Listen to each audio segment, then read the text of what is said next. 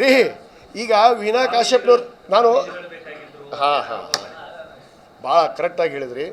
ಸ್ವಾಮಿಗಳು ಬಂದಾರ, ನಾನು ಒಪ್ಕೋತೀನಿ. ಇವ್ರು ಎಷ್ಟು ಮಂದಿ ಮಂತ್ರಿ ಆಗ್ಯಾರ ಅವ್ರು ಕರ್ಕೊಂಡೋಗಿ? ಇದೇ ಸಿ ಸಿ ಪಾಟೀಲ್ ಎಷ್ಟು ಸಾರಿ ಕರ್ಕೊಂಡೋಗಿಲ್ಲ ಯಡಿಯೂರಪ್ಪನವ್ರ ಹತ್ರ? ಇದೇ ಬೊಮ್ಮಾಯಿಗೆ ಎಷ್ಟು ಸಾರಿ ಹೇಳಿಸಿಲ್ಲ ಇದೇ ಸಿ ಸಿ ಪಾಟೀಲ? ಕೇಳ್ರಿ ಅವ್ರಿಗೆ, ಅವ್ರ ಮನೆದೇವ್ರು ರಾಣಿ ಮಾಡಿಸ್ರಿ. ಬಳಕೆ ಮಾಡ್ಕೊಂಡಿಲ್ಲ ಇವರು. ನಿಮ್ಗೆ ಗೊತ್ತೈತಿ ಯಾರ್ಯಾರು ಸ್ವಾಮಿಗಳ ಕಡೆ ಹೆಂಗೆ ಮಾತಾಡ್ಸಿದ್ರು ಮುಖ್ಯಮಂತ್ರಿಗಳು ಅಂತೇಳಿ, ಅದನ್ನೂ ನೋಡಿರಿ ನೀವು. ಬಹಿರಂಗ ಜನರ ಮುಂದೆ ವೇದಿಕೆಗೆ ಘೋಷಣೆ ಮಾಡ್ರ ಮಂತ್ರಿ ಮಾಡಲೇಬೇಕು ಅಂತೇಳಿ. ಇವೆಲ್ಲ ಅಲ್ಲ, ಸ್ವಾಮಿಗಳು ಹೇಳಿಲ್ಲ. ಸ್ವಾಮಿಗಳು ಬಳಕೆ ಮಾಡ್ಕೊಂಡ್ರ. ಧರ್ಮಗುರುಗಳು ಹೇಳಪ್ಪ ಒಂದು ಮಾತು ನಮ್ಮ ಪರವಾಗಿ ಅಂತೇಳಿ ಸಹಜವಾಗಿ ನಮ್ಮ ಗುರುಗಳು ಅವ್ರು ಹೇಳೋ ತಪ್ಪೇನೈತಿ ನಮ್ಮ ಸಮಾಜದವ್ರ ಬಗ್ಗೆ. ಆದರೆ ಎಲ್ಲರಿಗೂ ಅಷ್ಟೇ ಮಾಡ್ಯಾರ, ಅವರು ಮಾಡಿಲ್ಲ ಅಂತ ಹೇಳ್ತಾ ಇಲ್ಲ. ಆದರೆ ಇತ್ತೀಚೆಗೆ ನಮ್ಮ ಸ್ವಾಮಿಗಳ ನಿಲುವು ಏನಾಗ್ಯಾವ ಅಂದ್ರೆ ಅದನ್ನೂ ಸ್ವಲ್ಪ ಹೇಳ್ತೀನಿ. ಇವರು ಪಕ್ಷಾತೀತ ನಿಲುವಿನ ಮೇಲೆ, ಜಾತ್ಯತೀತ ನಿಲುವಿನ ಮೇಲೆ ಇದ್ದರು ಸ್ವಾಮಿಗಳು. ಯಾವಾಗ ಇವರು ವಕ್ಫ್ ಬೋರ್ಡ್ ವಿರುದ್ಧ ಒಂದು ಪಕ್ಷದ ಬ್ಯಾನರ್ ಅಡಿಯಲ್ಲಿ ಯತ್ನಾಳ ಜೊತೆಗೆ ಹೋಗಿ ಭಾಷಣ ಮಾಡಿದರು, ಅವತ್ತೇ ನಾವು ತೆಗೆದುಹಾಕಿದ್ವಿ ಮನಸ್ಸಿನಾಗಿದ್ದ. ಒಂದು ಪಕ್ಷದ ಅಡಿಯಲ್ಲಿ ಇನ್ನೂ ತನಕ ನಾವು ಯಾರಿಗೂ ಹೋಗಕ್ಕೆ ಬಿಟ್ಟಿದ್ದಿಲ್ಲ ಧರ್ಮಗುರುಗಳನ್ನ. ಪಕ್ಷದ ಬ್ಯಾನರ್ ಅಡಿಯಲ್ಲಿ ಹೋಗಿ ಕೂತ್ಕೊಂಡು ಒಂದು ಅಲ್ಪಸಂಖ್ಯಾತ ಸಮಾಜದ ಸಂಬಂಧಪಟ್ಟಂಥ ವಿಷಯ ವಕ್ಫ್ ವಿಷಯಕ್ಕೆ ಇವರು ವಿರೋಧ ಮಾತಾಡಿದರು. ಅಲ್ಲಿವರೆಗೂ ಇವರು ನಿಲುವು ಕರೆಕ್ಟ್ ಇದ್ವು. ಯಾವತ್ತು ಇವರು ದಾರಿ ತಪ್ಪಿದ್ರು, ಇವರು ಎಲ್ಲರನ್ನೂ ಹೊರತುಪಡಿಸಿ ಒಂದು ಪಕ್ಷಕ್ಕೆ ಸೀಮಿತವಾಗಿ ಹೋರಾಟ ಪ್ರಾರಂಭ ಮಾಡಿದ್ರು ಬೆಳಗಾಂದಲ್ಲಿ, ಅವತ್ತು ನಾವು ಹೊರಗಡೆ ಬಂದ್ವಿ. ಭಾಳ ಸ್ಪಷ್ಟವಾಗಿ ಹೇಳ್ತೀನಿ, ನಾವು ಹೊರಗಡೆ ಬಂದ್ವಿ. ನಾವು ಅವ್ರ ಜೊತೆಗಿಲ್ಲ. ಆ ಗುರುಗಳಂತೂ ಒಪ್ಪುವುದೇ ಇಲ್ಲ. ನಾನು ಮುಗಿದು ಹೊತ್ತು ಶಾಂತಿ ಅದು. ಅವ್ರು ಇನ್ನೂ ಭಾಳ ಅದಾವು. ಸಮಯ ಸಂದರ್ಭ ಬಂದಾಗ ಅವ್ನು ಒಂದೊಂದಾಗಿ ಬರ್ತಾವೆ.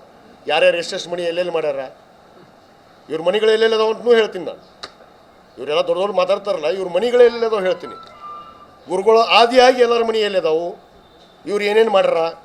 ದೊಡ್ಡ ದೊಡ್ಡ ಸುಮ್ಮನೆ ಸಮಾಜದವರು ಈಗಿನ ಹಾಕಿ ದಿವಸ ಅಧಿಕಾರಕ್ಕೆ ಬಂದು ದಿಮಾಕ್ ಮಾಡ್ತಾರೆ. ಇವರು 50 ವರ್ಷ ಆತು ರೀ ಅಧಿಕಾರದಲ್ಲಿ. ನಾವು ಇದ್ದೀವಿ, ಜನರ ಜೊತೆಗೆ ಗುಚ್ಚಿಕೊಂಡಂಥವ್ರು, ಜನರ ಮಧ್ಯೆ ಇದ್ದಂಥವ್ರು. ನಮಗೆ ಅರಿವಿಲ್ಲ ನಾವು ಹೆಂಗಿರ್ಬೇಕು ಅನ್ನೋದು.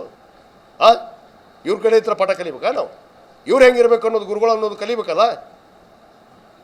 ನಮ್ಮ ಪೀಠ ಜಾತ್ಯತೀತ ಪಕ್ಷಾತೀತ ಪೀಠ ಆಗಿರಬೇಕು.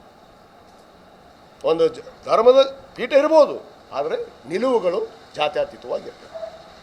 ನಮ್ಮ ಉದ್ದೇಶ, ನಮ್ಮೆಲ್ಲರ ಉದ್ದೇಶ, ನಾವೆಲ್ಲ ಸರ್ವ ಜನಾಂಗದ ಶಾಂತಿಯ ತೋಟ ಅಂತ ಹೊಂಟವ್ರು ನಾವು ಈ ದೇಶವನ್ನು, ಭಾರತ ದೇಶ.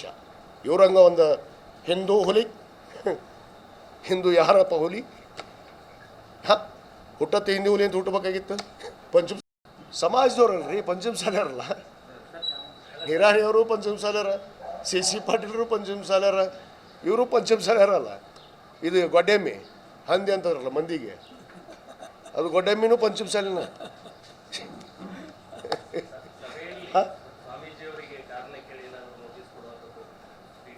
ನೋಡಿ, ಅದನ್ನು ನಾನು ಈಗ ಏನು ಹೇಳಕ್ಕೆ ಹೋಗೋದಿಲ್ಲ. ಅಲ್ಲಿ ಸಮಾಜದ ಹಿರಿಯರು ಇರ್ತಾರೆ, ಜನಪ್ರತಿನಿಧಿಗಳು ಇರ್ತಾರೆ. ನಾನೊಬ್ಬನೇ ದೊಡ್ಡವಲ್ಲ. ನಾನು ಇವು ಹೇಳ್ತೀನಿ, ನನ್ನ ಅಳಿಲ ಸೇವೆಯನ್ನು ಮಾಡಿ ಸಮಾಜಕ್ಕೆ. ಆ ಕುಟುಂಬದಲ್ಲಿ ಜನಿಸೀನಿ. 39 ದಿವಸ ಪಾದಯಾತ್ರೆ ಮಾಡಿ, ನಂದೇ ಸ್ವಂತ ಗಾಡಿಯನ್ನು, ಸ್ವಾಮಿಗಳಿಗೆ ಕಾರ್ ಇದ್ದಿದ್ದಿಲ್ಲ ಅದನ್ನೂ ಹೇಳ್ಬಿಡ್ತೀನಿ. ಸ್ವಾಮಿಗಳಿಗೆ ಕಾರ್ ನಂದೇ ಕೊಟ್ಟೀನಿ. ನಂದೇ 5 ವಾಹನಗಳನ್ನು ಇಲ್ಲಿಂದ ಡೀಸೆಲ್ ಹಾಕ್ಕೊಂಡು 39 ದಿವಸಗಳ ಸ್ವಾತಂತ್ರ್ಯ ಇದು ಏನು ಅರಮನೆ ಮೈದಾನ ಮುಟ್ಟೋವರೆಗೂ ನಂದೇ ಊಟ, ನಂದೇ ಗಾಡಿ, ನಂದೇ ಡೀಸೆಲ್. ಗುರುಗಳಿಗೂ ಒಂದು ಗಾಡಿ ಇದನ್ನು ಕರ್ಕೊಂಡೋಗಿ ಮುಟ್ಸೀನಿ. ಅದಕ್ಕೆ ಯಾರು ರೊಕ್ಕ ಕೊಟ್ಟಿದ್ರೆ ಇವ್ರ ಮನೆದೇವ್ರು ಹಾನಿ ಮಾಡಿ ಬಂದ್ಬಿಡು ಅಂತ ಹೇಳ್ರಿ. ಇವ್ರೇನು ದೊಡ್ಡ ದೊಡ್ಡ ಮಾತಾಡ್ತಾರಲ್ಲ, ನಾಯಕ, ಸಮಾಜದ ನಾಯಕ, ಅಗ್ರಗಣ್ಯ ನಾಯಕ ಅಂತ ಹೇಳ್ತಾರಲ್ಲ, $1 ಕೊಟ್ಟರೆ ನೀವು ಮನೆದೇವ್ರು ಹಾನಿ ಮಾಡಿ ಅಂತ ಹೇಳ್ರಿ ಮಾತಾಡ್ತಾರೆ ಇವ್ರು ಹೋರಾಟಕ್ಕೆ.